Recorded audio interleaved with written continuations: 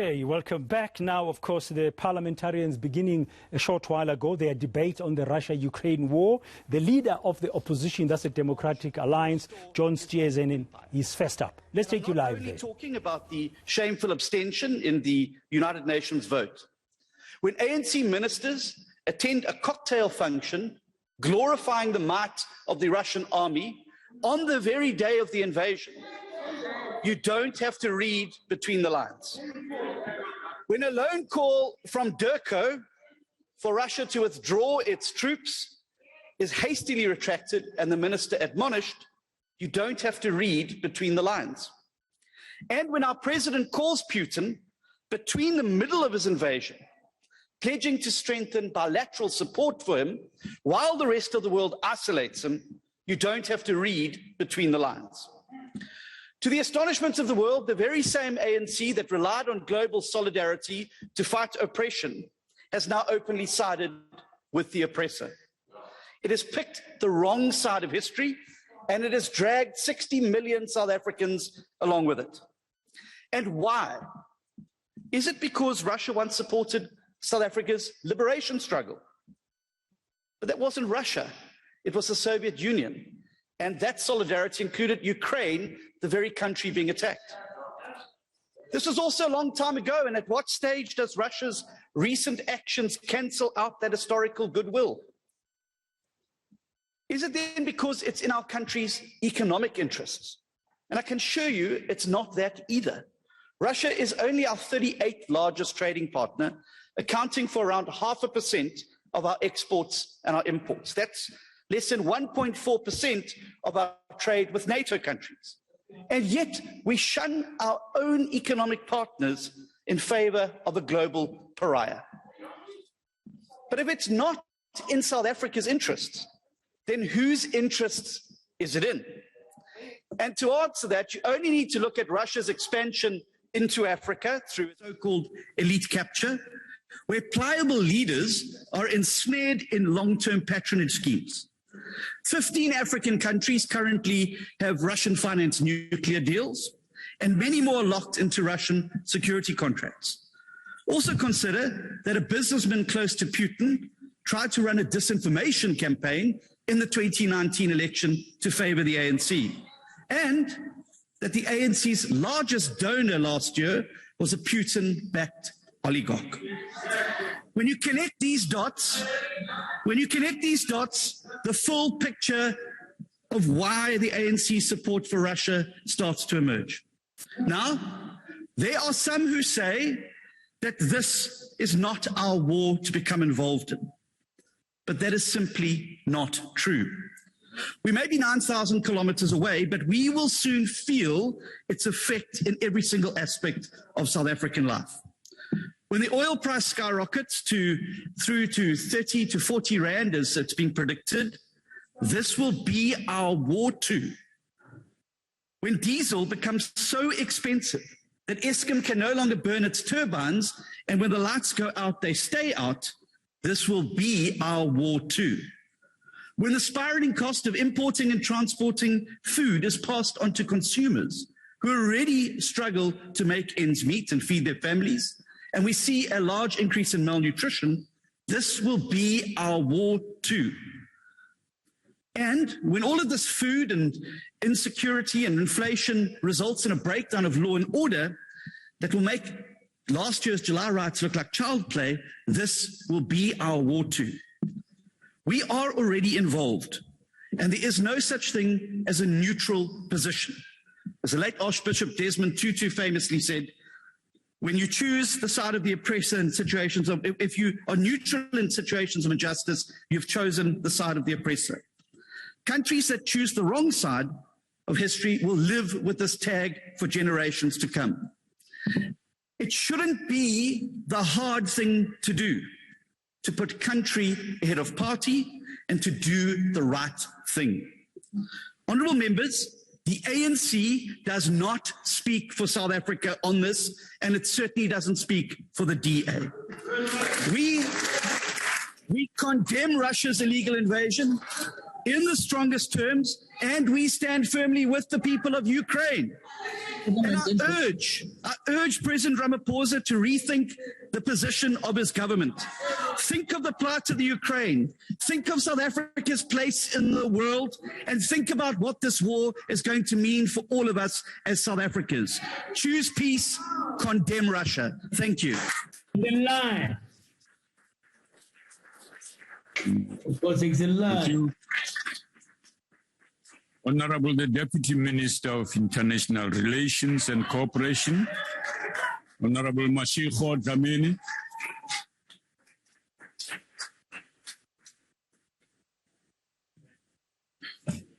Thank you very much, Honorable Speaker. Greetings to our Chief Whip, ministers who are present here, honorable members. After the democratic election in 1994, South Africa ceased to be the parade of the world. It regained its rightful place in Africa, in the United Nations, and in the family of nations. We emerged as a democratic country into a fundamental transformed world. The development of South Africa's post-apartheid foreign policy is guided by the 7 principles, which are a belief in human rights which extend beyond the political, embracing the economy, social and environmental issues. A belief that just and lasting solution to the problem of humankind can only come through the promotion of democracy worldwide. A belief that justice and international law should guide the relations between the nations. A belief that international peace in the goal to which all nations should strive, where this breakdown, internationally agreed peace mechanism to solve conflict should be resorted to. A belief that our foreign policy should reflect the interests of the continent of Africa.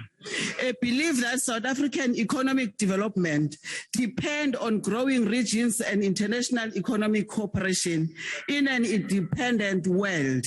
A belief that our foreign relations must mirror our deep commitment, the consolidation of democracy, democratic South Africa. Deputy Speaker, South Africa's approach on the Russian-Ukraine matters has been based on the following key principles, which in turn are based on the foreign policy, to expressing deep concern at the violation of the UN Charter and international law, the loss of life, the humanitarian impact, and the forced displacement of people as a result of war in Ukraine. Recognizing the armed conflict would no doubt result in human suffering and destruction, the effect of which will not only affect Ukraine, but also reverberate across the world. No country is immune to the effect of this conflict. As the UN Secretary General has indicated, the conflict will have a huge impact on the global economy in a moment when we are emerging from COVID-19 pandemic, and so many developing countries absolutely need to have space for recovery. South Africa emphasizes respect to the sovereignty and territorial integrity of states. On the 9th of September 2021, BRICS leaders have expressed concern at the continuing conflict and violence in the different parts of the world. The BRICS leaders reaffirmed their commitment to the principle of non-interference in the internal affairs of states and reiterated that all conflicts must be resolved by peace means and through political and diplomatic effort in line with the international law, that is the UN Charter. Deputy Speaker, as a nation built through negotiation, South Africa is always appreciative of the potential dialogue has in averting a crisis and de-escalating conflict.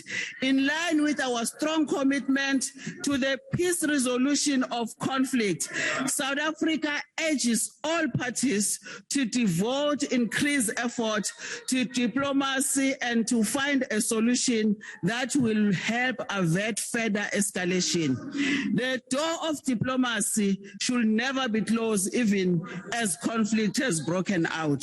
South Africa urges all parties to approach the situation in a spirit of compromise, with all sides respecting international law.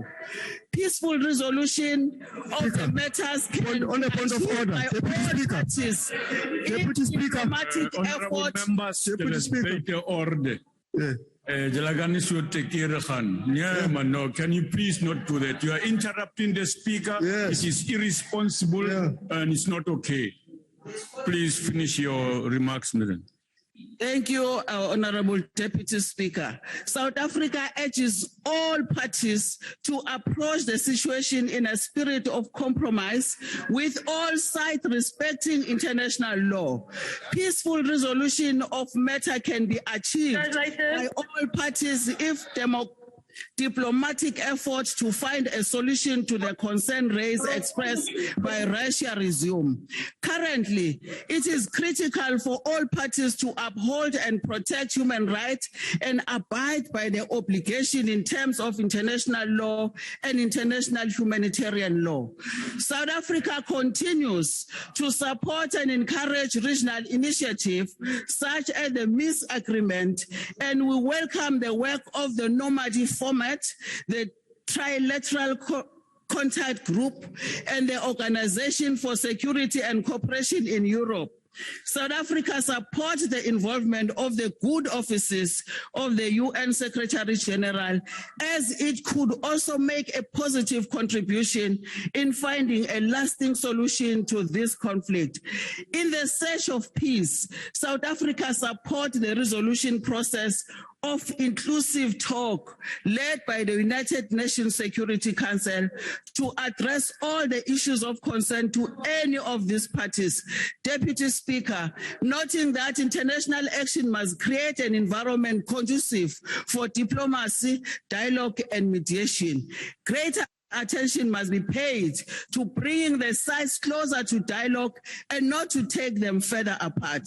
The international community should support engagement between the parties in a spirit of compromise while de-escalating tensions, committing them to the cessation of hostilities and building trust and confidence.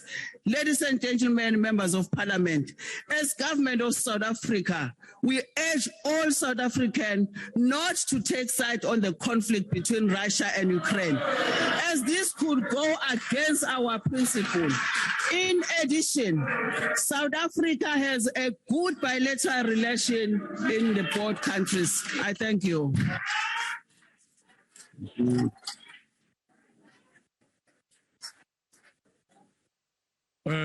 Honorable members,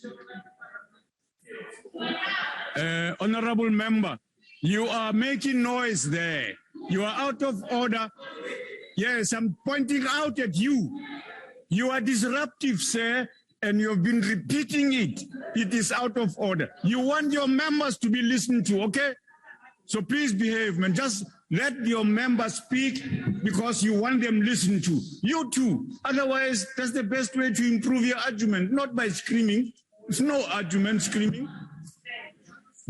Go ahead, Honorable Beckman, and appeal to them to listen to you. Thank you, Deputy Speaker. This did not start last month. I've been pushing Durka and the ministers before to take an active and productive opportunity in using their proximity to President Putin to try and persuade him first from occupying the Crimean Peninsula, then from building up military on the borders of Ukraine, and from handing out passports to create instability and friction as per the Georgian script a decade ago. I was not asking South Africa to take sides. I was rather tending them to clean their tarnished and embarrassing world image that has not shone since the Madiba Magic days. Having witnessed the ANC executive catch the ball, pass it, fumble it, and then throw it off sides, and then bench their minister who spoke sense, Durko, the one stable ship of foreign embarrassments, then ran on the field to join government, scoring an own goal at the UN General Assembly, took away our last ounce of credibility as defenders of any form of human rights, with our hypocritical but damagingly loyal excuse for a policy. A week before the Russian invasion, whilst no one believed Russia would unnecessarily invade Ukraine, embassies still proactively made evacuation plans for their citizens. Some of these included pre-evacuation emergency travel documents and emergency contacts. Contrast this to our embassy that abandoned passports and visas applications when taking themselves to safety.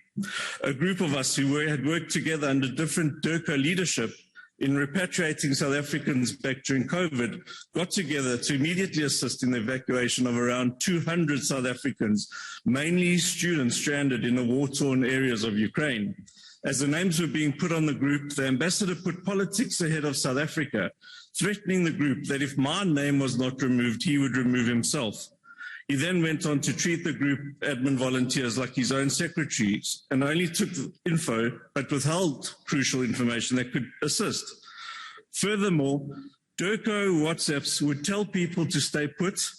They would say that there is no war, that it is a military operation, and that they cannot get emergency travel documents because these are only issued in exceptional circumstances. Thankfully, the volunteers, headed by Lorraine Blow and Kim Kerr, continued to pull people over their borders thanks to the embassies, foreign embassies, and committed DIRCO heroes, and South Africans being South Africans. DIRCO boasts about their flights, but somehow did not know that people could fly testing positive once recovered from COVID-19. So they still ended up having to assist there too, and with the ones that DIRCO still referred to them. The situation could be helped immediately. Stranded Ukrainians with families in South Africa had a visa-free right of passage for at least 6 months, reviewed annually. And if we instructed our embassies in surrounding countries to assist our citizens with emergency travel documents to travel home, come on, ministers, save face, put your people first and put principle above loyalty. This is war. It does affect South Africa, and your voice must protect our pockets. Thank you. Honorable Shivambo.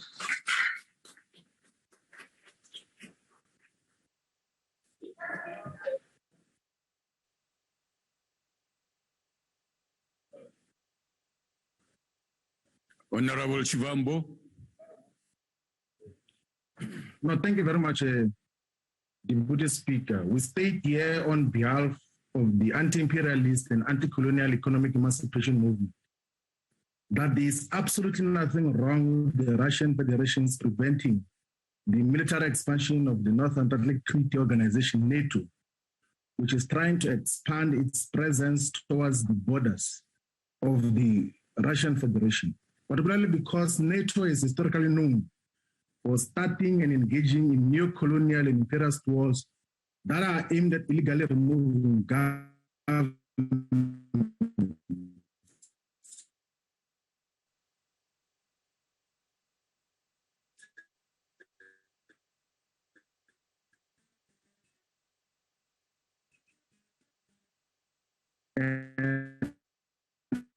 Enforcement of a so-called no-fly zone in Libya led to the killing of brother leader Muammar Gaddafi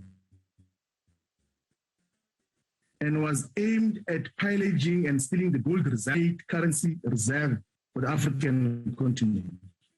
We will never forgive NATO for the killing of brother leader Muammar Gaddafi. Honorable Shivambo, maybe you want to switch off your video to improve your bandwidth and so on. Do that. Your reception is pretty bad, yeah. Please go ahead. Honorable members, your job today is to listen, please. And this is your debate.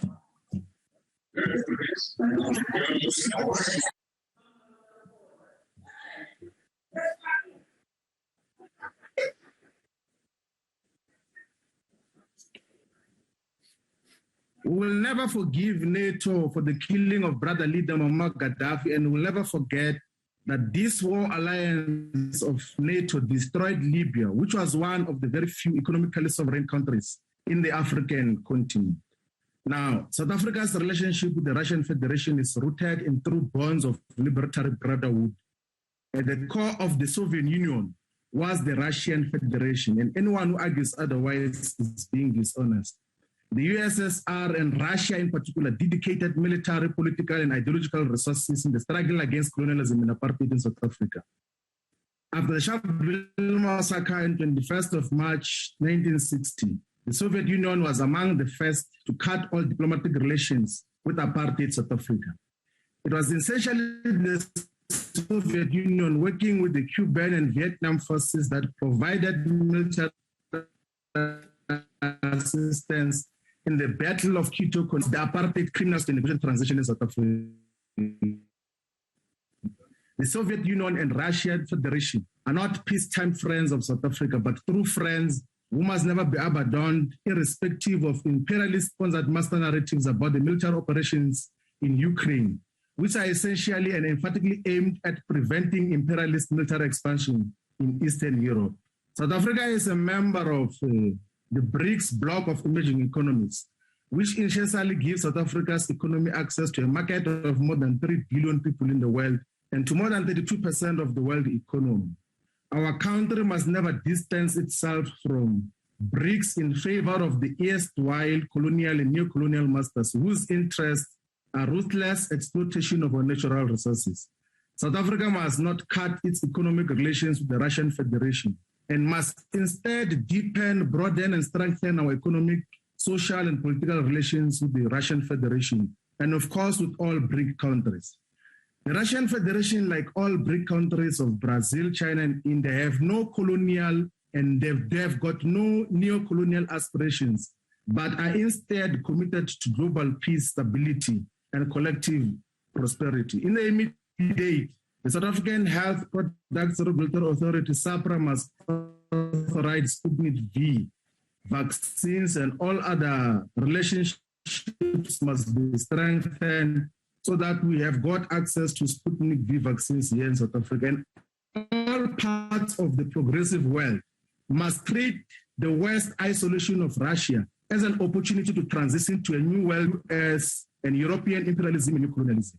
Now, in terms of the background, Chairperson, is that the outcomes of the Second World War was, one, the formation of the United Nations, but the colonial masters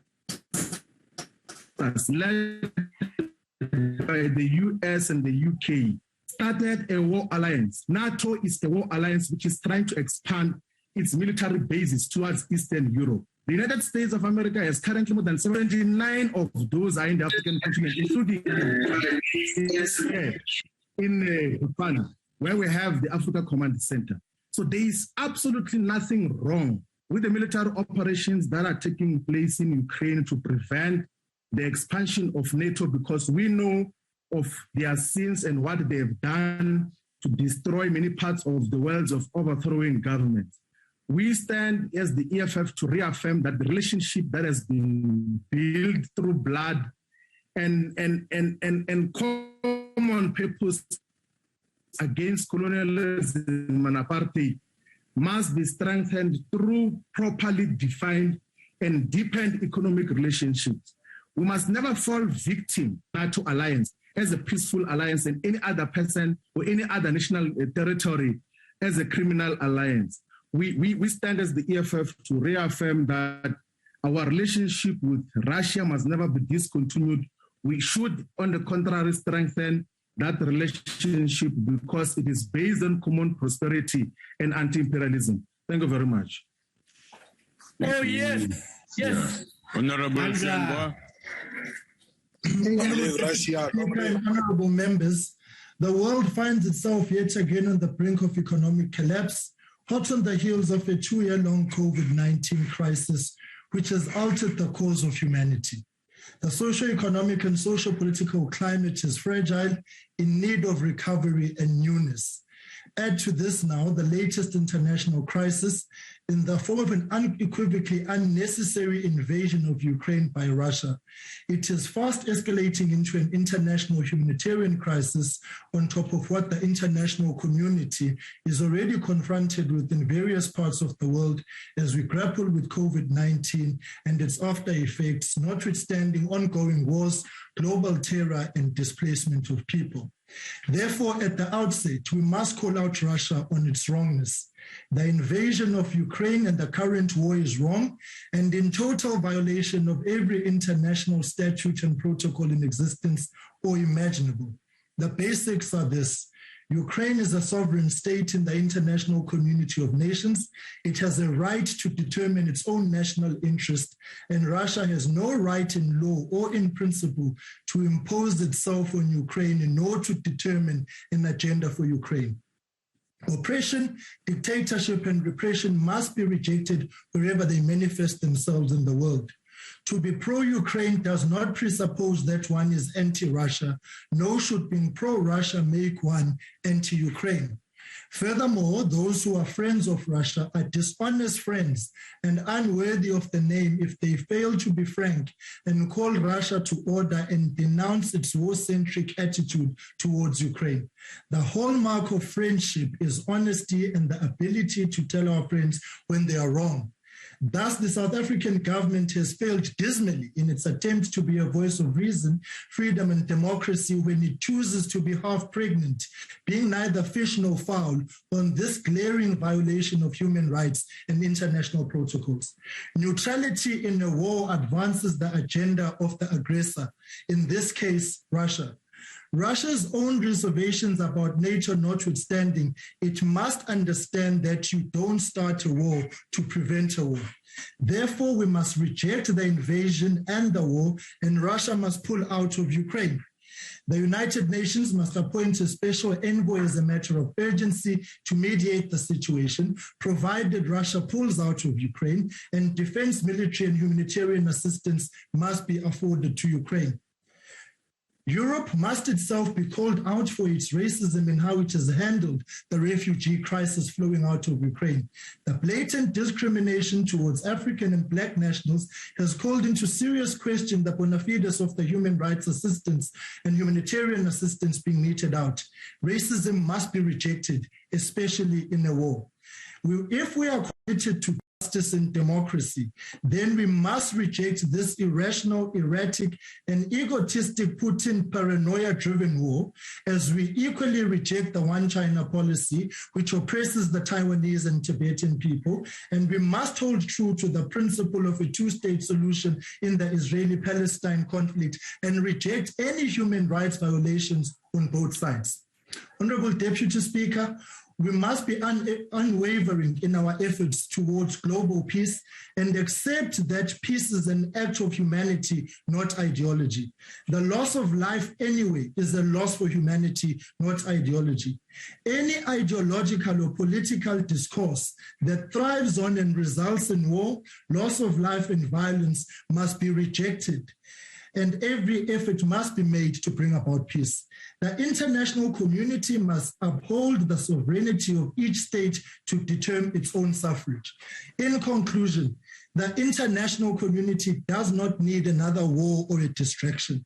We need global efforts towards economic recovery, development, and growth, and to push back on the frontiers of global poverty, inequality, and unemployment. The Putin madness is an unnecessary Honorable Member, now your time has expired. International obligation, and therefore this will have to be rejected with the strongest possible terms and continue. Honorable Member, your time has expired. Don't stretch it. Honorable Groenewald.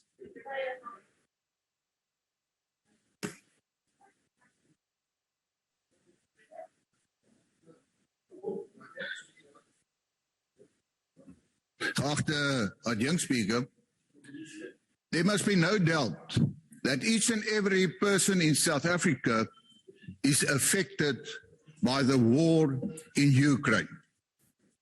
The subject for discussion this day is what is the economic influence and effect in South Africa in terms of the war in the Ukraine. And why do I say that each and every person is affected by that? It is because you have to eat to live. If you go and look what the statistics reveal, we will find and see that 30% of the wheat consumption in South Africa is imported from the Ukraine. That means, and that is the projection, that since 24th of January, if you project it over a year to year, wheat prices will increase with 27%. White maize will increase with 20%. Yellow maize with 21%. That is then no wonder that certain bakeries already announced that there will be a sharp increase in the price of bread because of the war in the Ukraine. And to get to a situation where you think that it doesn't influence you as a citizen or as a person in South Africa because it's far away, then you are misleading yourself. And then I didn't even talk about the influence of fuel prices, the agricultural sector, fertilizers. So in the next season, where farmers are preparing for wheat to plant, they're going to pay a dear price because of this war in Ukraine. And then, Honorable Deputy Speaker, I want to say to the ANC that if you think that just because of the support in your struggle days that you have to look and be in favor of your friend, I want to say to you, you are failing the people of South Africa. A true friend will appreciate sharp criticism if they deserve it. And I think the ANC must ask itself, in the fact that they don't want to condemn in strong terms the war in the Ukraine, the fact that they did not support the resolution of the United Nations, how does Russia see you? Do they see you as a friend or as a useful idiot? That is the fact. En ek wil dit baie duidelik stel. Daar moet geen onduidelikheid wees nie. As 'n land sy tanks en sy troepe instuur in 'n ander land, dan is jy die aggressor. Maak nie saak wat se argumente jy wil gebruik om te sê dat jy dit gedoen het nie. Daar is geen regverdiging nie. En daarom sê die Vryheidsfront Plus dat die inval van Rusland in die Oekraïne moet ten sterkste veroordeel word. And I said it before, the real victims of war are the women and the children, and we see that. I thank you. Point of order, Speaker.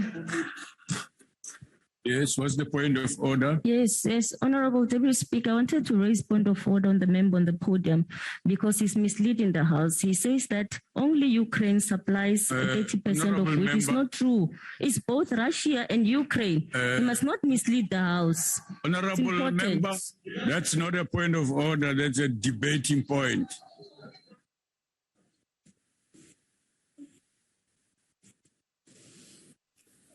Madam Rudy. The ACDP was one of the first parties that called on Russia to withdraw their forces from Ukraine so that dialogue, negotiations, and diplomacy can take place free from violence. Russia's invasion of Ukraine we are debating today is very unfortunate and should not have happened.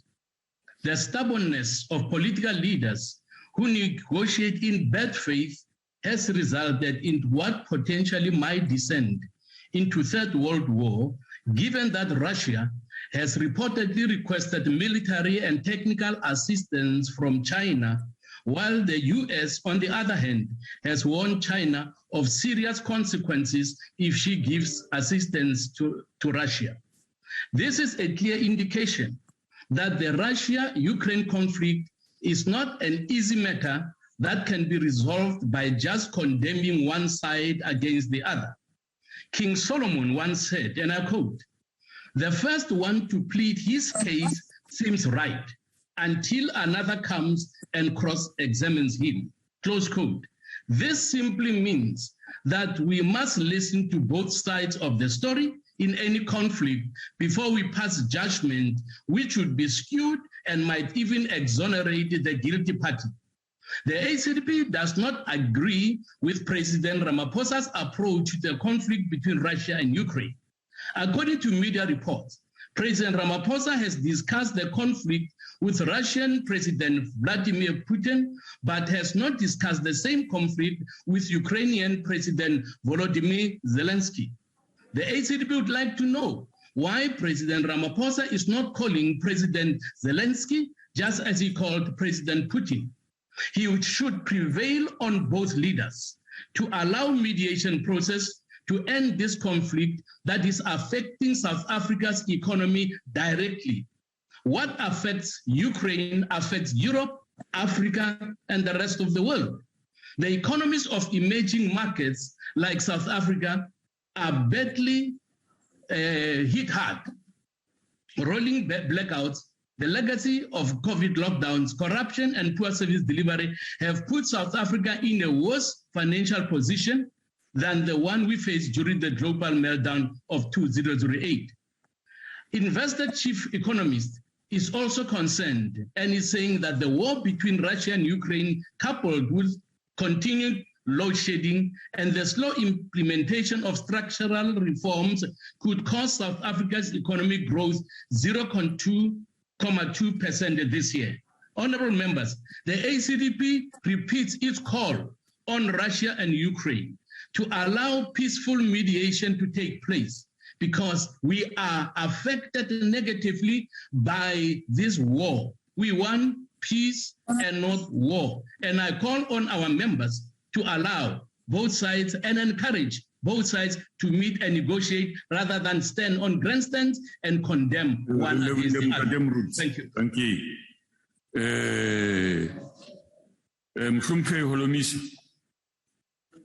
Honorable Deputy Speaker and honorable members, the tension between the NATO countries and Russia is well documented. What the recent invasion of Ukraine has exposed is that the United Nations has become a mere talk shop and is a toothless body with no leadership.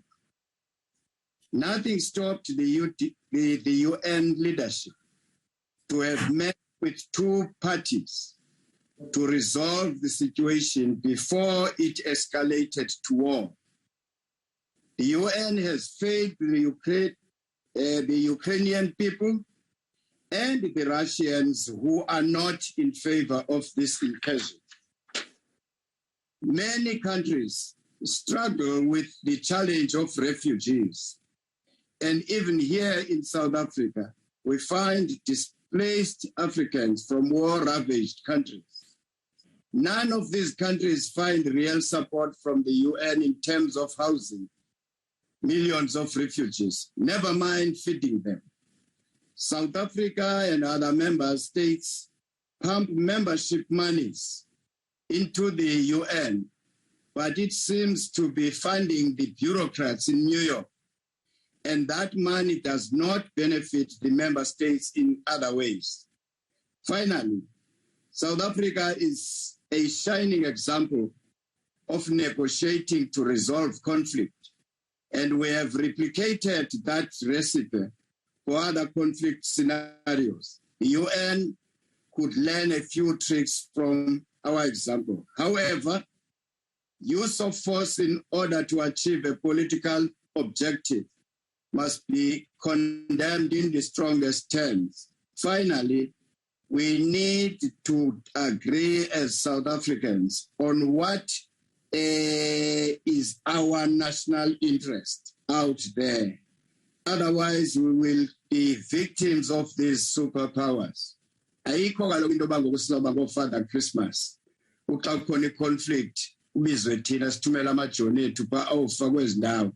But xa kufuneka ngoku kuthiwe make sinikwe ke si-investe kwezo ndawo, ufumanisa uba ngoku ungena kwayezi superpowers. Iyadika le nto mali, make sibe siyixoxe le national interest.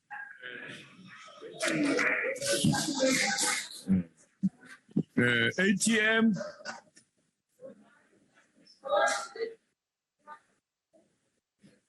Is the ATM present?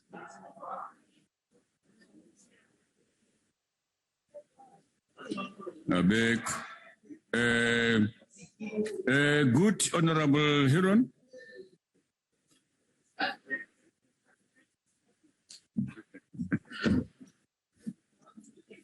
Deputy Speaker, the global economic impact of Russia's invasion of Ukraine has been described by the President of the World Bank as catastrophic. It is a crushing blow to South Africa. We were depending on a resurgent global economy to mitigate the disaster of state capture and to stimulate post-pandemic recovery. We desperately need this recovery. Millions of unemployed South Africans will remain trapped in poverty for as long as our economy fails to grow by at least 3% per annum. Rising commodity prices may well be an outcome of this war and may advantage some sectors of our economy, but equally rising oil prices will be disastrous.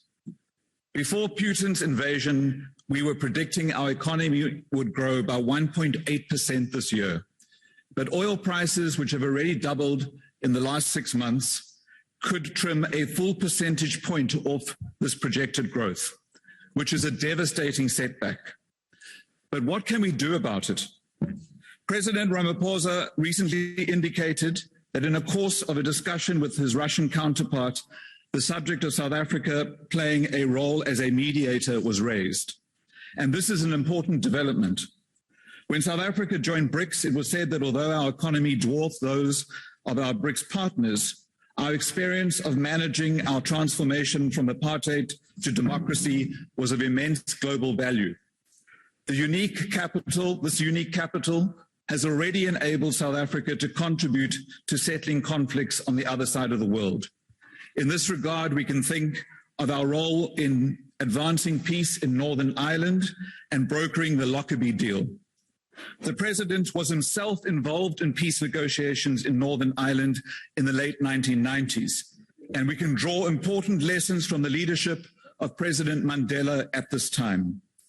When South Africa was approached to mediate in the Northern Ireland conflict, former President Mandela reportedly said that our country does not intervene in the conflict in another country without being invited to do so.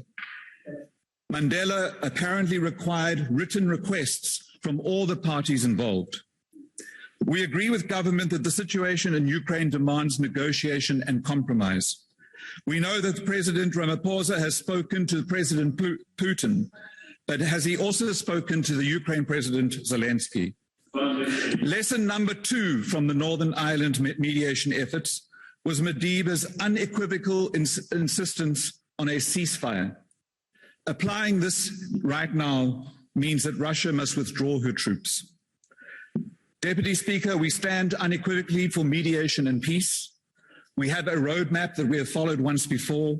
Are we willing to use it again? Thank you very much. Thank you.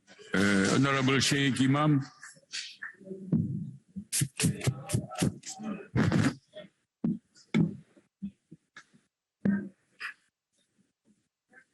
Thank you, Deputy Speaker. Let me start off by saying any casualties in a war are the people themselves. And the National Freedom Party is of the view that a negotiated settlement would go a long way in preventing the loss of lives.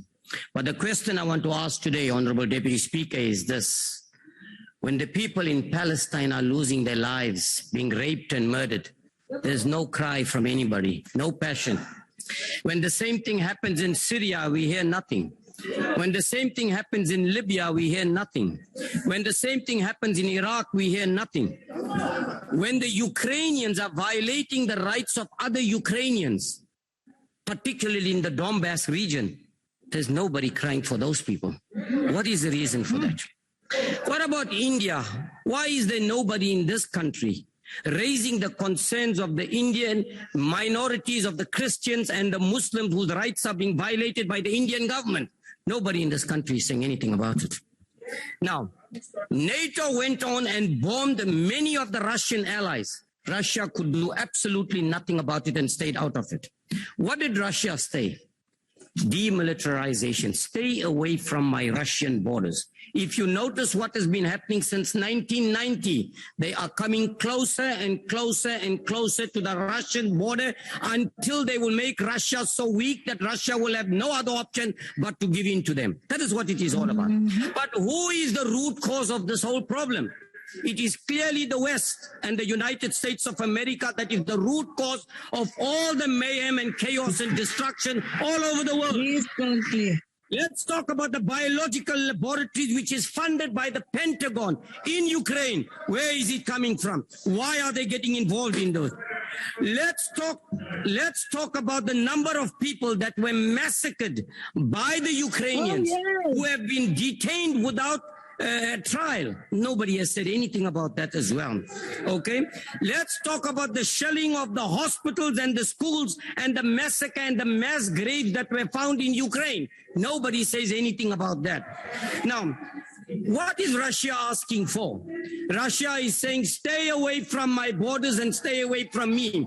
All you have been doing, and remember, Ukraine is being used as a fool by the United States and the West, and they're falling into the trap like many other countries have fallen in the trap previously, and that's what it is all about. Currently, there is a threat to the Russian Republic as a result of them coming closer to the Russian borders, the eastern side. All Russia is saying, stay away. Do not collude with the West, because the West, we all know, have a hidden agenda. What is their agenda? To want to wipe Russia off the map as well. That is what it is all about. Now we come here and we look at one side of the story. We don't want to give an objective view. Yes, indeed, it is not good to take sides. I agree with whoever said that. But that is what we are doing here. We are forgetting about those people whose rights are being violated by the Ukrainians themselves.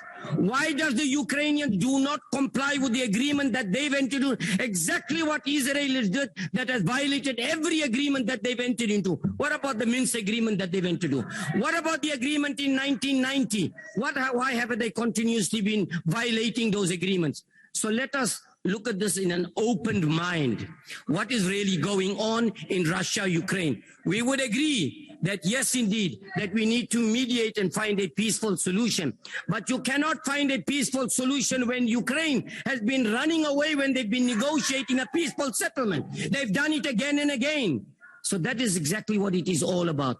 The National Freedom Party views this in a very serious light. Particularly, I've heard many people talking about wheat. It's time to grow your own wheat. We've got very fertile soil in this country. We don't need to rely on other countries. But the important thing is this: let us be objective. Let us be objective when we discuss an issue that affects us in this country, even though it is in the foreign soil. Thank you very much. Thank you.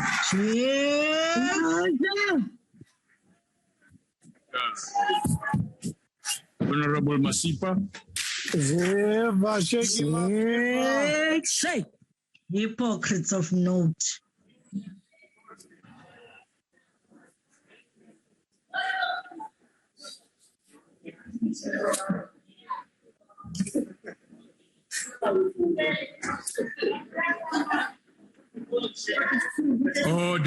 Order. Thank you. Mr. President, let me be clear from the onset. The decision by your ANC government that you took to support Putin's murderous campaign in Ukraine does not represent the generality of South Africans. History will record this as a moral failure on the part of the ANC government, not South Africans. It was the ANC that unashamedly abstained from condemning Russia's actions at the United Nations General Assembly. When you called Mr. Putin to express your support for his bombing campaign in Ukraine, you were doing so on behalf of the corrupt and morally bankrupt ANC. Still in the same spirit, in the spirit of Ubuntu, South Africans whose farmers who are affected by the... Can you protect me? You're protected. Honorable members, allow the member to make his point. South Africans in the spirit of Ubuntu, just as they did during COVID, our farmers are donating some of their fruits meant for St. Petersburg to Ukrainians that have been displaced. Honorable President, stop your honeyed words with Putin. He is a warmonger. Mr. President, what is your government's plan to protect the poor against rising food prices and farmers against rising oil prices? Is it not time to consider suspending petrol levies, securing new markets for our farmers, and creating public-private partnership to fix the ports, to capacitate Fosco to produce more fertilizer, to fix the broken animal health institution? The DA call on the department to stop the ill-thought Agricultural Produce Amendment Act that is going to close many markets if legislated in the current format.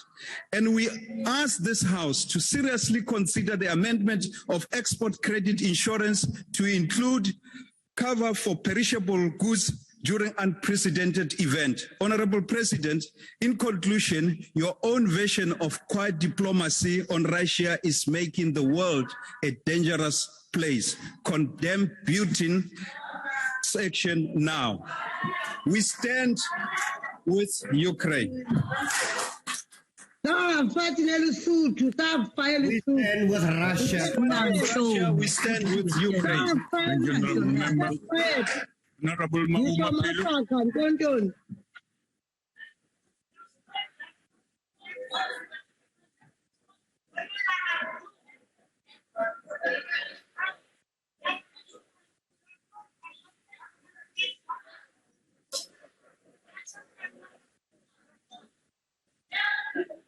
Honorable Pem Tswete, please mute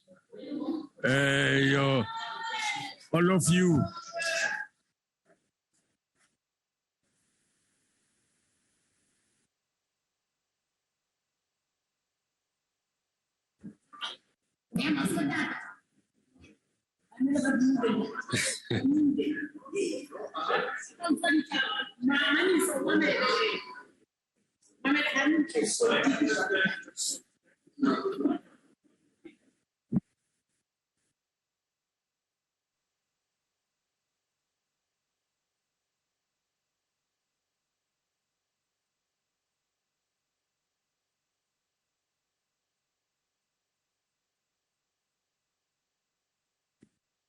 Honorable Mahuma Pelu, you have been called to the podium. You may proceed. Motlotlegi modulasetulo. Ya re ke dumedisa le botlhe ba ile malo kwa komiti khuduthamaga ya rona ya puso. Ke dumedisa le seboka sa batlotlegi botlhe ba kgotlatheo molao ya Afrika Borwa. Bagaetso re mekamekane le setataladi fa. Setataladi se ne ke re mo letsatsi la gompieno re se tote. Mme re se tota ka mokgwa o ntseng jang. One of the recent challenges we have to contend with as the sixth administration is infant political phenomenon of Steenheinism. This infant philosophy is a political residue of global imperialist onslaught on all progressive forces. One of the critical memory lapses this Steenheinism philosophy severely suffers from is saying and doing things in a total disregard of historical contexts. It is inherently anecdotal. It has no capacity to comprehend both historical and dialectical materialism. That is why the DA et al. Will seek us to debate this matter in isolation from geopolitical objective and subjective factors, which among other things will inevitably impact on South Africa, Africa and other members of BRICS and other countries we have relations with as South Africa. The Steenhuisist DA seeks nothing else but for us to unthinkingly attack, isolate, and treat President Putin as an international political skunk and a pariah of modern history. This we shall not do as the African National Congress. Our principal position is that peace among Honorable nations. Mahumapelo, please has- wait. Honorable Faber, what you are doing is unparliamentary. You are doing something which is unparliamentary. Don't repeat that. We don't do that in the House. Proceed, Honorable Mahumapelo. O ne ke re go tlola ka ko strateng motlatsa modulasetulo. Our principal position is that peace among nations has to be achieved through negotiations, no matter the protracted nature of the situation. It is the same thing the DA does in this country, by wanting us to forget that they are the political infants and forever fragile and vulnerable beneficiaries of apartheid colonialism. No matter how many times they seek to change their name for expedient political relevance, which are we will forever be politically vigilant. We refuse. We are adamant, and we shall never allow Steenheinism to set the agenda for the African majority. This philosophy will be fought. Honorable Mahumapelo, please take your seat. Yes, Honorable Faber. Honorable Chair, just on a point of order. The Speaker is talking about Steenhuisen. Is he speaking about the leader of the DA, Honorable John Steenhuisen? Please, Chair. Wait. Honorable members. Honorable Chair, if you can rule on that, please. Yes, I will. So far, there's no Steenhuisen that is being talked about. I'll look for the meaning of Steenhuisen in the dictionary, and I will come back and rule on it. Honorable members. Honorable Faber, what is it I've ruled? Honorable Chairperson, except if my hearing is not that well, but I heard the Speaker speaking about Steenhuisen. No. Steenhuisen. It is Honorable Steenhuisen if he speaks to Mr. Steenhuisen. Can you take your seats? Let me respond again. No, it is not like that. Proceed, Honorable Mahumapelo. Bothata ba ditsebe se di sa phepafatsiweng sentle ke ba monkgole fa lona le bothata bo motlotlege. This philosophy will be fought, suffocated until it can breathe no more, because its defeat is the defeat of global imperialist forces that seeks to perpetuate domination over other nations, topple their democratically elected presidents, denies them their rights, including the right to life, and many others. This philosophy of Steenheinism depends and relies on twisted, exaggerated, and sometimes mega dramatic amplifications to mislead people in a continuous search for political relevance. Steenheinism, because of its short-sightedness, it will not be able to comprehend that South Africa will neither praise or condemn either Russia or Ukraine, because normalization of the situation to achieve peace has to be through protracted engagements.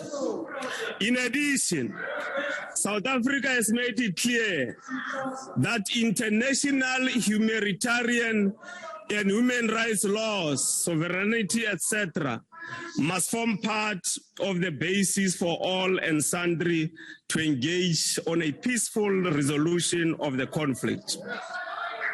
The Steenhuisist imperial philosophy shall never be able to comprehend the intricacies and complexities brought about by NATO expansionism tendencies, which shall inevitably elicit a response accordingly from Russia.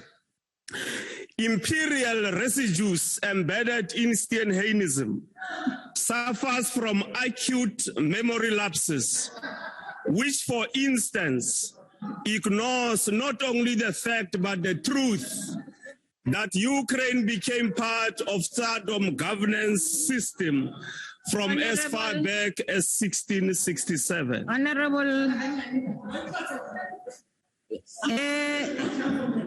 Honorable members, before he speaks, Honorable Chair, before you speak, we have spoken about this room being too small.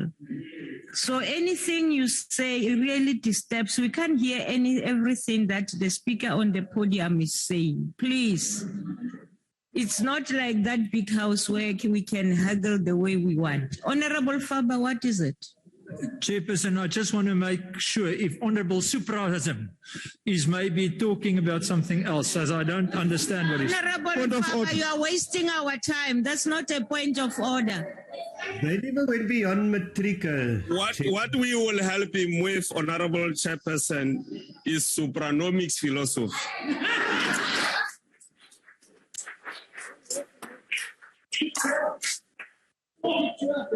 Opportunistically, Steinheinism, imperialist et al. Philosophy seeks to instill without success in the minds of the people that they must forget that in 2014, a democratically elected president in Ukraine, Viktor Yanukovych, was removed through external political influences. The Europe-influenced protests of November 2013 in the capital Kyiv against President Viktor exacerbated the situation.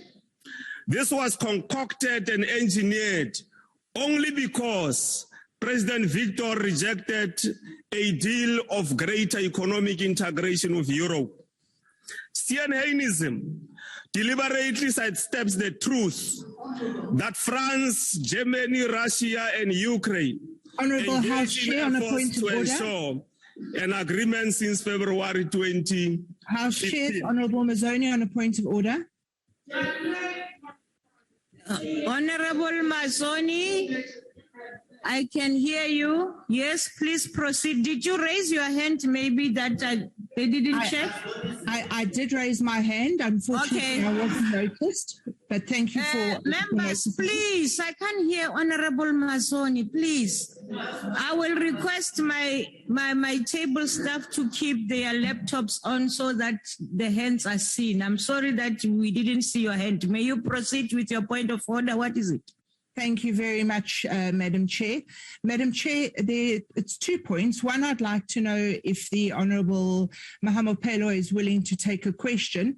And secondly, I've just checked the Oxford Dictionary and I have seen that Steinheinism stands for those who fight against tyranny and oppression. Honourable member.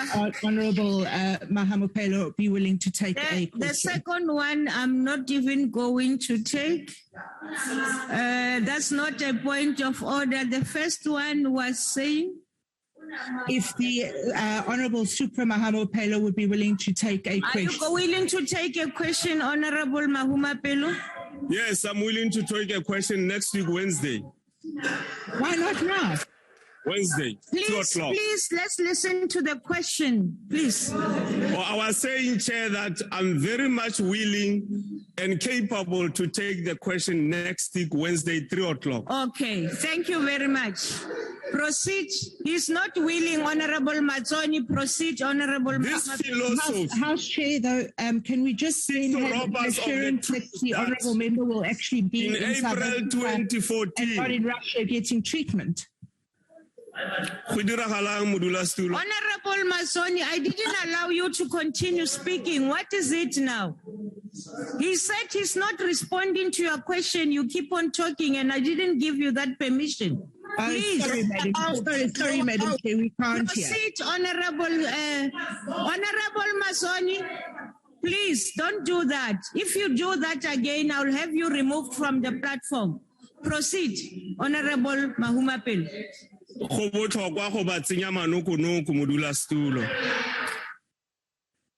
This philosophy seeks to rob us of the truth that in April 2014, pro-Russian separatist activists resulted in self-declared People's Republics of Donetsk and Lugansk, whose demands range from self-rule to union with Russia. But because Steinheinism is inherently embedded in self-praise, it seeks to mislead people that the only right thing to do is to ignore these realities and condemn President Putin. Furthermore, Proponents of imperial residues expressed through this philosophy cannot run away from the truth that a second ceasefire agreement called Minsk II came into effect on the 15th of February 2015, and it has also not achieved much.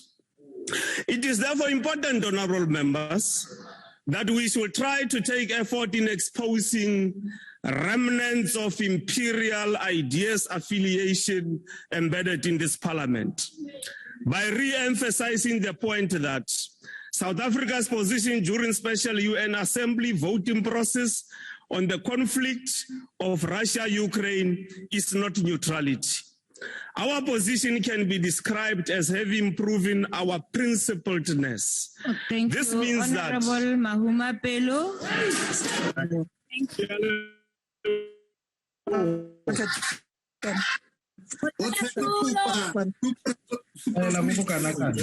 Just be sure we have not taken any of your time with the point of orders. We always switch the thing off. Honorable Steenhuisen. Madam Speaker, I would really like to make a motivation that we give the Honourable Mamapela some more time to speak. I was really enjoying his explanation of Steenhuisenism, and I think the House could do with a good dose of it. Thank you. Unfortunately, we are working according to the rules of this House. You must use that time to go write this metric. Honorable members, let's proceed and call on order. The chief whip of the majority party and the leader of the opposition allow us to proceed. Can we please proceed to Honorable Jafta? Thank you, Honorable Chair. Honorable Chair, we enter this debate at a critical time in the history of the world. Global peace is at its lowest. Food security is threatened. Climate change is on our doorstep. Protectionist policies continue to lock out emerging economies. War is now preferred over dialogue. Human rights are violated with impunity. Honorable members, I sketch out all these global challenges in order to highlight the devastating impact on the Russian invasion in Ukraine. Our views on this debate are therefore informed by our commitment to global peace, global security, to human rights, and to the national sovereignty of states. The impact of this war to South Africa, to Africa, and to the globe was well articulated yesterday by the United Nations Secretary General. In his statement, he issued a stern warning that this war, I quote, is also an assault on the world's most vulnerable people and countries, close quote. Among his concerns was the impact of this invasion on the global food value chain, especially because the world's 45 least developed countries import at least 1/3 of their wheat from Ukraine or Russia. We also studied reports from other international agencies and future for South Africa, and future for South Africa looks bleak. These are the facts we established, Honorable Chair. South Africa imports between 70% and 80% of the fertilizer used in its agriculture industry from, amongst others, Russia as the country's dominant trade partner. This means the agricultural sector will severely be affected by this war. This will in turn affect crop yield and the cost of food for consumers. As the demand for fertilizers increases, supply will be eroded. Secondly, fuel prices will continue to take a hammer. Russia is our main source of gas, coal, fuel, and oil. Load shedding will worsen as the cost of diesel increases. This will affect Eskom's emergency electricity stream supply, which largely relies on diesel and coal. Consumers will be hard hit, and the gap between the rich and the poor will be widened. Given all these challenges, the world has to unite. Our stance, Honorable Chair, has always been that dialogue and negotiations between the realistic, prompt and informed by our commitment to human rights, food security, and global peace. We urge all the role players. Thank you very much, Honorable Jafta. Thank you. To advance the well-being of all citizens of the world. I thank you. Thank you. Honorable Madisha.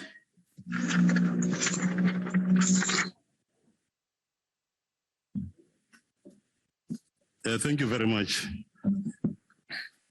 Honorable Chair. People of the world have risen to condemn the killings of the poor people in Ukraine and have even committed themselves as the international community to lay down their own lives to save the remaining people of Ukraine. As we speak now, more than 2.9 million women and children, grandfathers and grandmothers have run away from their own motherland to escape the horrendous attacks from Russia.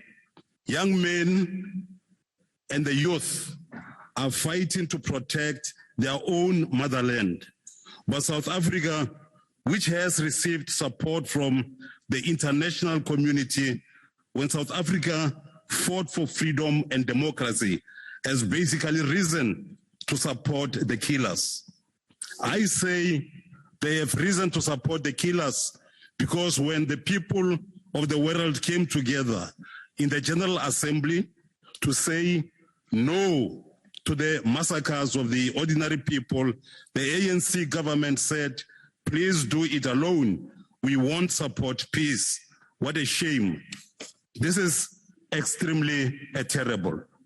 Now, when we come back home, we are speaking about the economic problems that we face as a country as a sequel to the problems that are happening there in Ukraine.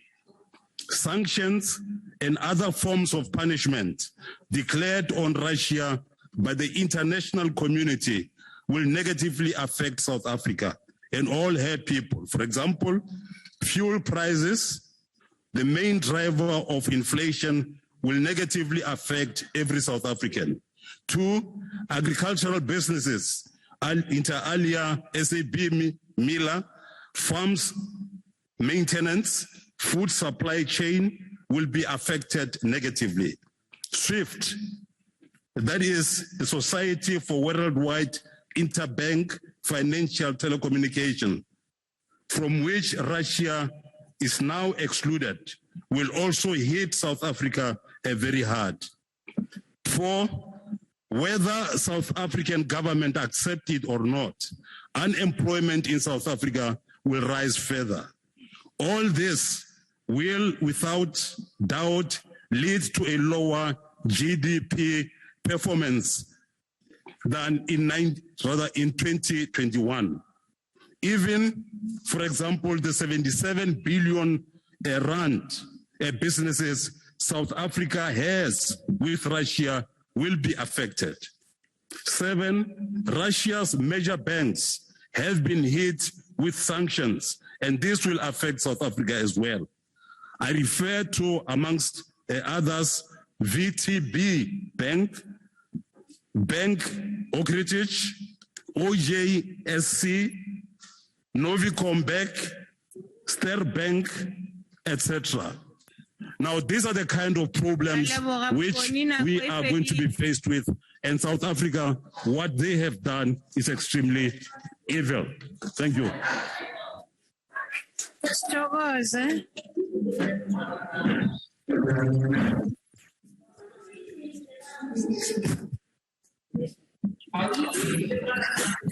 Honorable Nyonso.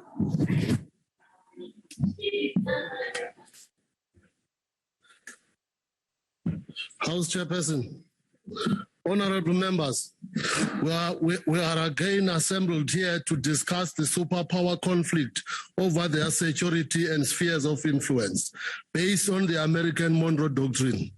In the 1960s, based on this doctrine, the United States President Kennedy forced the Russian President Khrushchev not to put any missiles or nuclear weapons in Cuba.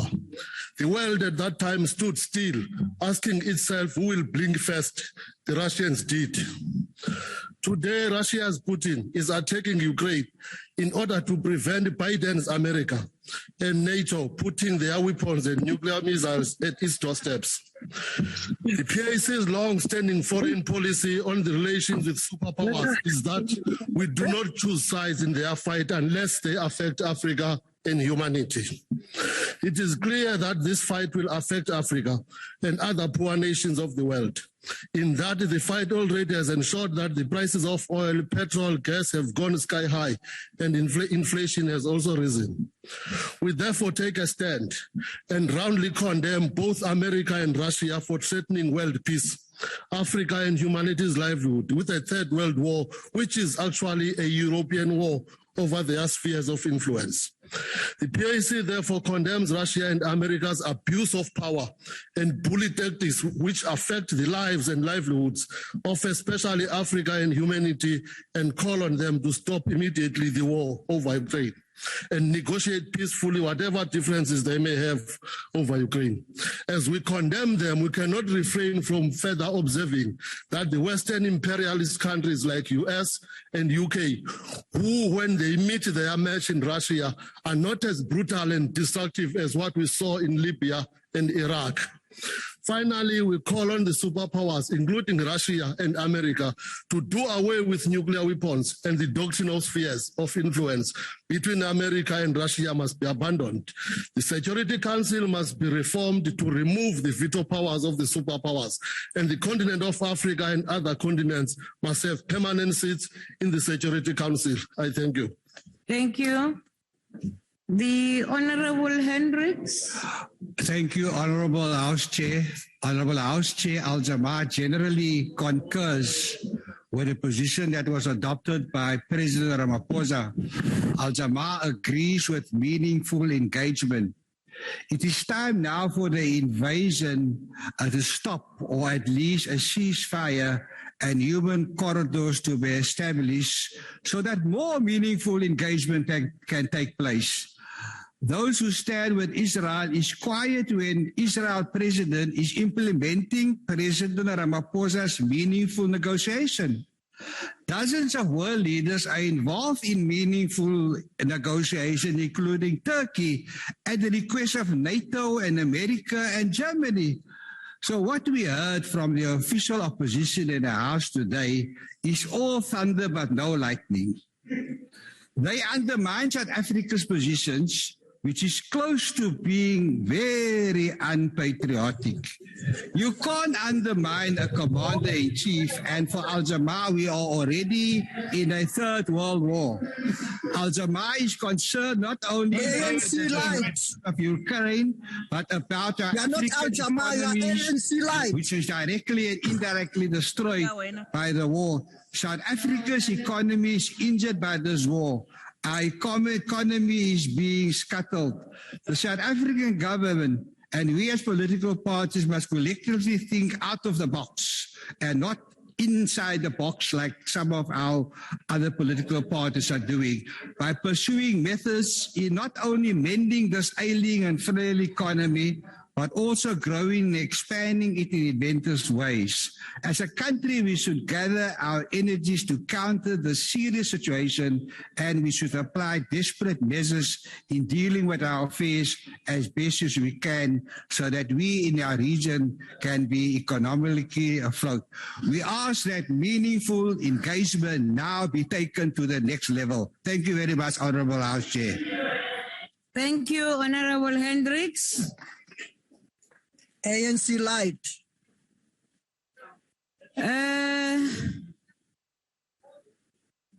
Is that Honorable Faber, please allow us to proceed. The Honorable Minister of Social Development, Minister Zulu.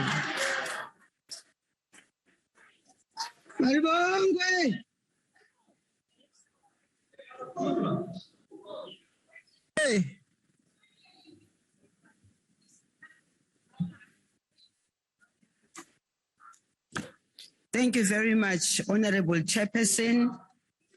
Respectfully to the House, all members of the House, first and foremost, neki kupa gore ke leboge all those members who stood here from the different political parties ba ile ba bona hore ho bohlokwa hore ba bue ka khotso ba ile ba bona hore situation erinko Russia le ko Ukraine ke situation e batla peace ba ile ba understand hore in order for peace to happen re tshwanetse hore ba thuse re le mmuso wa South Africa to get to that peace. Standing here, Honorable Chair, I know that there are those who have said, oh, she studied in Russia and therefore. Yes, I studied in Russia.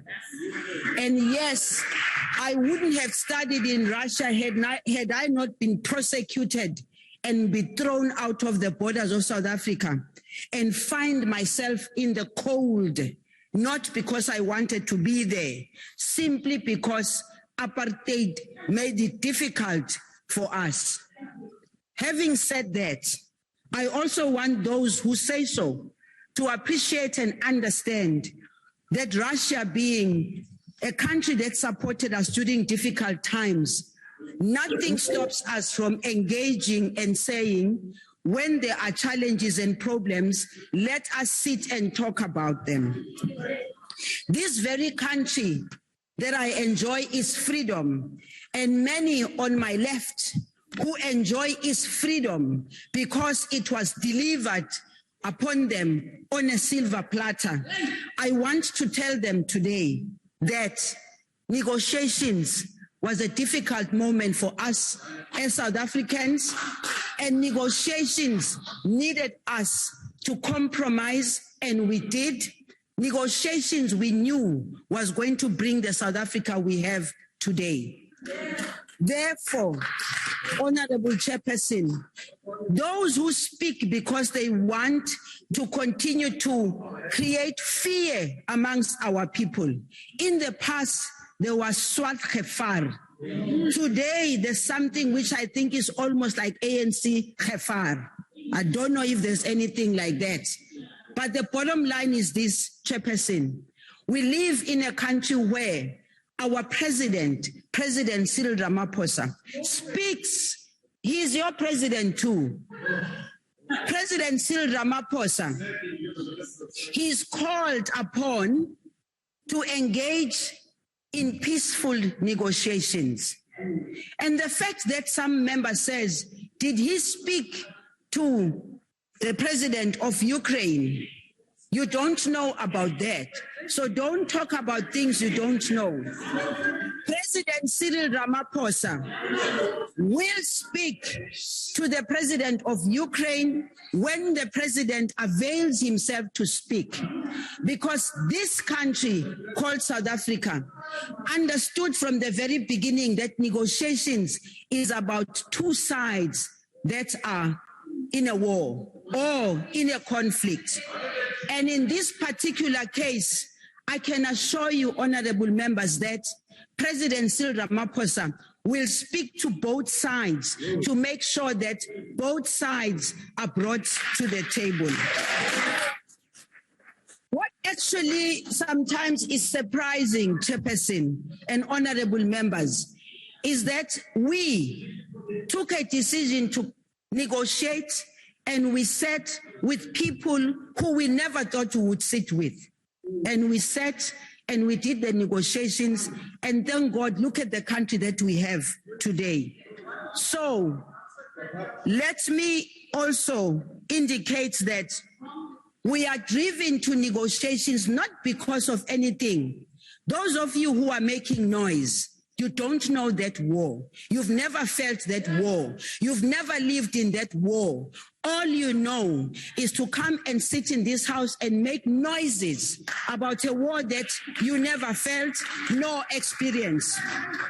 And Chairperson, let me also say, the war that is raging, the conflict that is raging, the most people who are affected by it are the women and children.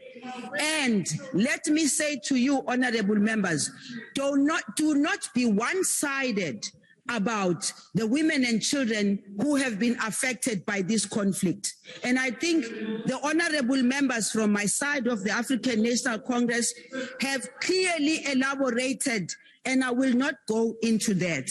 But what is important is this is going to affect us all, and therefore it's important for us to see where do we engage so that there can be peace.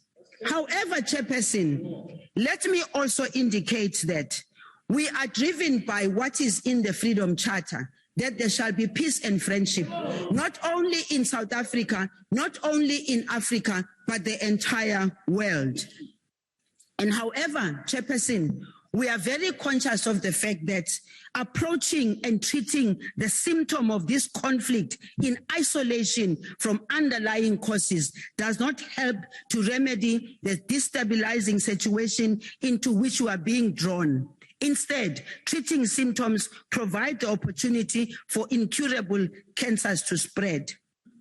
Coming to this particular issue that we are discussing here, we must not lose sight of the fact that we believe that the peace, friendship, and neighborliness between Russia and the Eastern Bloc countries is a matter that without undue external influences, interferences, and enticements, the countries of that region can settle between themselves. And we're not talking about one country, we are talking about all those countries. And again, Chairperson, let me tell you and the honorable members, conflicts that have been raging in the African continent itself, we have been involved in finding those solutions to those conflicts. That is why South Africa can be called beyond political parties, beyond the African National Congress. There are members that contributed to peace process in South Africa who are still being called by the world to come and assist in negotiations. So when we stand here, Chairperson, we are not standing saying things. We say the things that we say because we believe in them. When we are standing here, Chairperson, we've seen war. We don't read about it in the newspapers. We don't read about it we don't Google the war. We lived it, we felt it, we know it. And today, Chairperson, we fast forward to what is happening, and we must remind ourselves that coming out of the Second World War, the United States, the United Kingdom, Belgium, Canada, Denmark, France, Iceland, Italy, Luxembourg, the Netherlands, Norway, and Portugal formed what is called today NATO. Those who care to know, they must ask themselves the question, why was it formed? And those who want to be truthful in history, they will tell you that exactly what the other members of the African National Congress were talking about here. Russia is simply saying, and for years has been saying. Thank you, Honorable Minister. Thank you.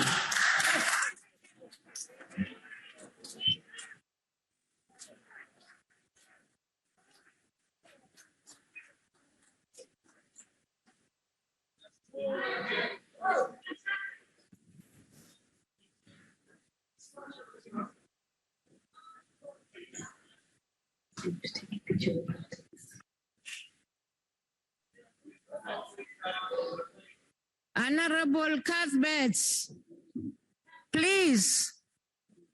Hey, Honorable Cuthbert, Assembly.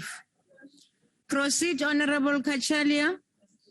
In 1939, Winston Churchill said, "This is no war of domination or imperial aggrandizement or material gain, no war to shut out any country of its sunlight and means of progress. It is a war viewed in its inherent quality to establish on impregnable rocks the rights of the individual, and it is a war to establish and revive the stature of man." 83 years later, after valiant attempts, many in vain, to uphold international law, this is where Ukraine finds itself with Russia's invasion. without any plausible casus belli, employing a massive use of military force against civilians and the attempted hunting down of a legitimately elected government. Lamentably, the stance by our government, tardy, contradictory, placatory, and wet, now makes us party to a 19th century playbook on imperialism, a push to establish empire by any means, however brutal and destructive, and augmented by the methods and tactics of the KGB, Honorable Zulu. As in all wars, lies abound, and the grand lie that liberal values create the basis for the conflict of civilizations chimes well with this government and its communist allied party. It is a view that resonates with our government, defined by venality in its cozy relationship with Putin. And so to those who have spoken before, to appease and apologize to those who have attempted via much whataboutery, Honorable Sheikh and Hendrikse, to absolve themselves of a clear moral obligation, we say there comes a time when we must confront the current evil with a view to establishing an international order that says never again, and that uses this moment as a benchmark to address all transgressions, many of which in the past were unfairly predicated by might and the protection of spheres of influence. To the ANC and Honorable Zulu, tardy as they are now and tardy as they and the SACP were in support for the war against Nazi Germany until Mother Russia entered the fray, and who are now complicit by virtue of an absence of a clear denunciation of Putin's imperialism, best you listen, because there comes a precipitous moment in the life of every nation that calls for courage and honor. Do the right thing. The world is watching and history will judge. Infantile references apart, from an economic perspective, South Africa exports more to Swaziland and Lesotho than to Russia. So Honorable Mahumapelo, who was fired from his province, be Putin that in your samovar and drink it. You have been schooled by Steenhuisenism, which is an ascending philosophy. Now go and do the right thing, for God's sake.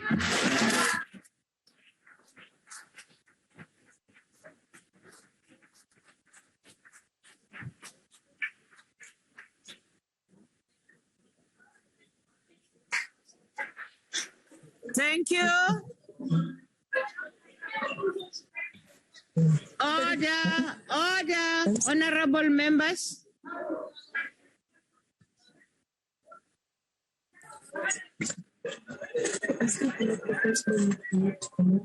Order, order, honorable members. I'm now inviting the Deputy Minister of Finance, Dr. Masonto. Madam Speaker, honorable members, in his address to the House last week, the Finance Minister briefly remarked on the likely impact of the conflict between Russia and Ukraine on our fiscal framework and revenue estimates.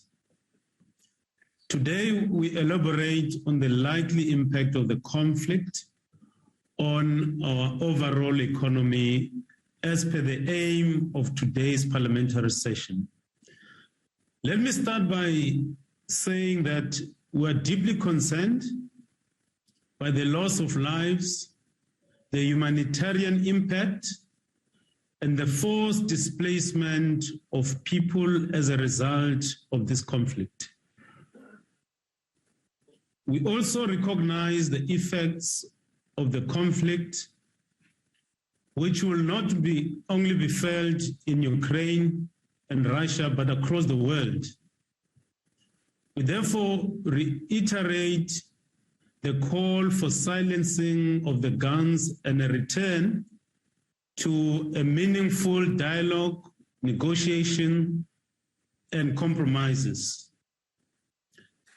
This conflict carries with it significant risks for the global and the local economy, both of which are yet to be fully realized. The conflict will significantly intensify some of the risks that we've already highlighted in the Budget Review 2022. The following are the three main channels through which the South African economy will be impacted by this conflict.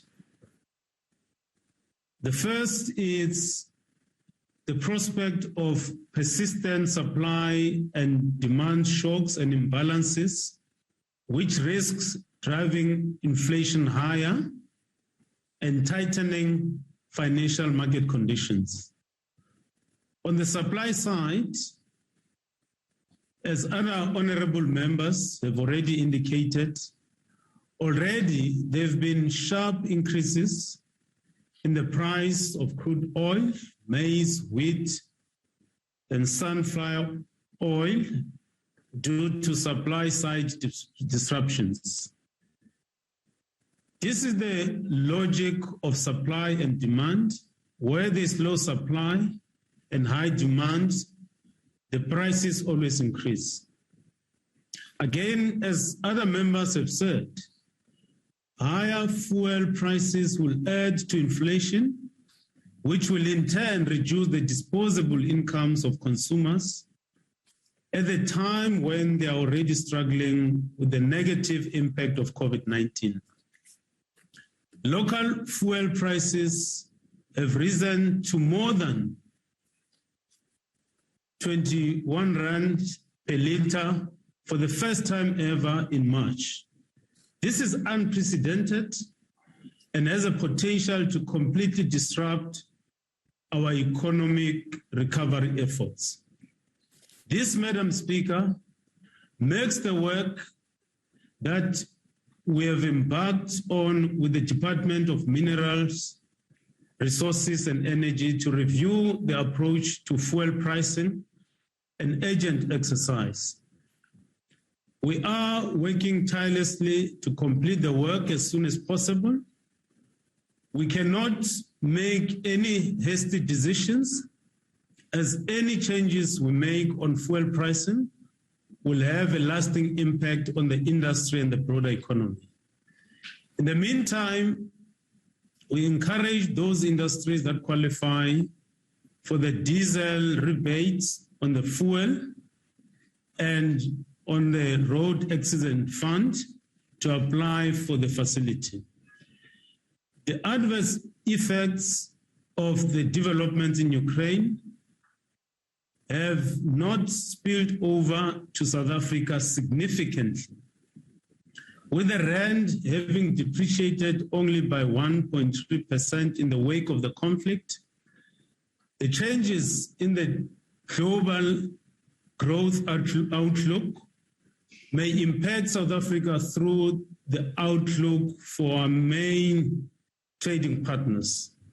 Current predictions indicate that the impact of the conflict will lower the overall global GDP by around 0.2% this year, but the impact on each region will vary. The second channel through which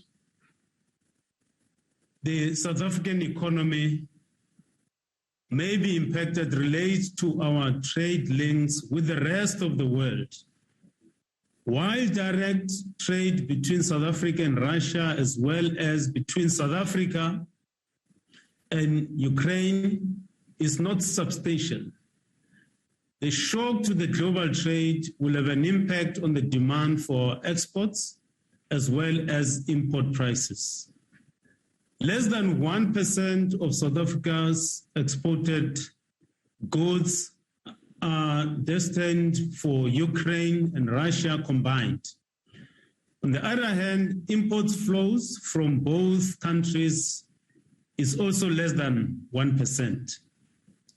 The bulk of South Africa's exports to Russia are agricultural, mainly citrus and other fruits, while imports are dominated by copper, wheat, and agrochemicals such as fertilizer.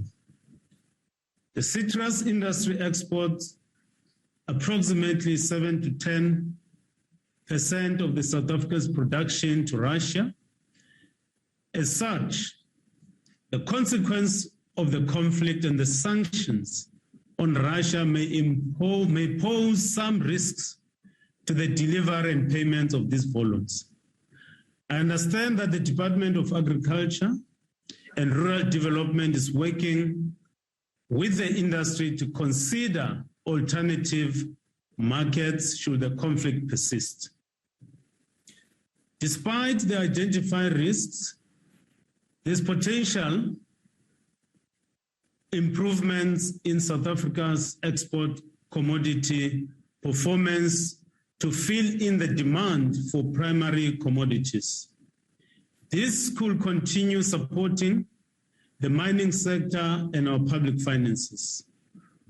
We expect that the rally in export commodity prices will provide added support to the local mining sector.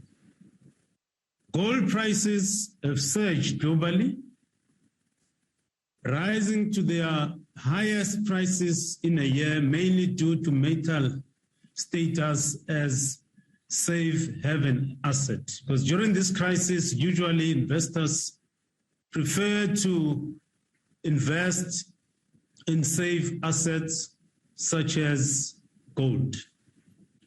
We've also seen a resurgence in palladium and rhodium prices supported by the easing of the supply shortages that hit the automotive industry in 2020 and 2021. The third channel through which South Africa could be affected is via the financial links. Madam Speaker, although we are concerned about the impact of the conflict on capital flows into the South African economy, our trade and financial links with both nations are relatively small. This is expected to provide consideration insulation against the trade and financial shocks caused by the ongoing conflict.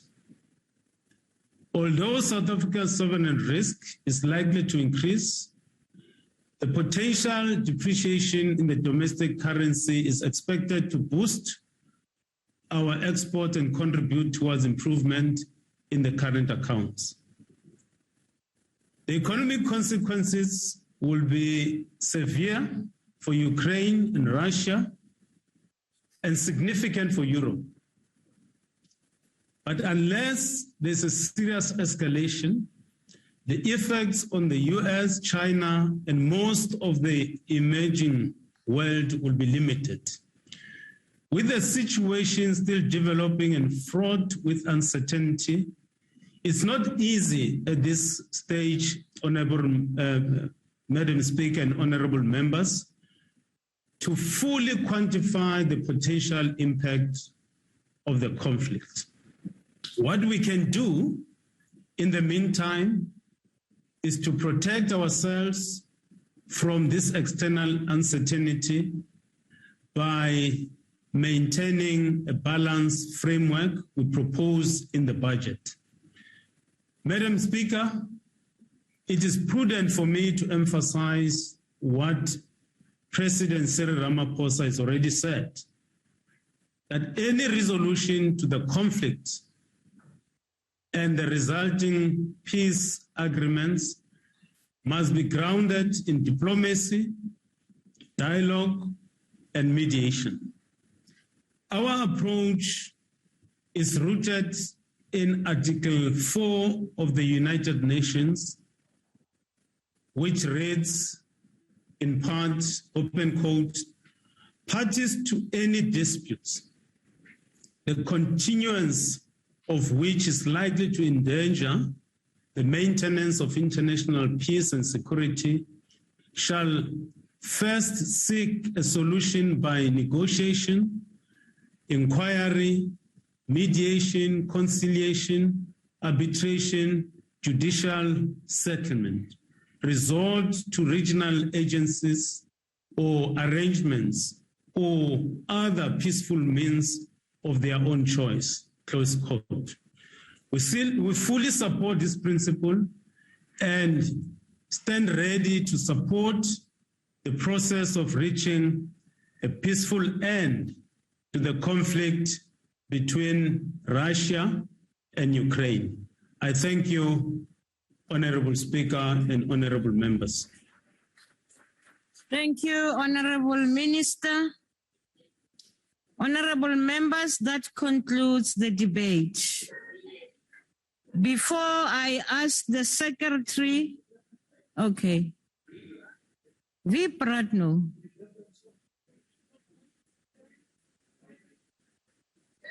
Ek is die baas.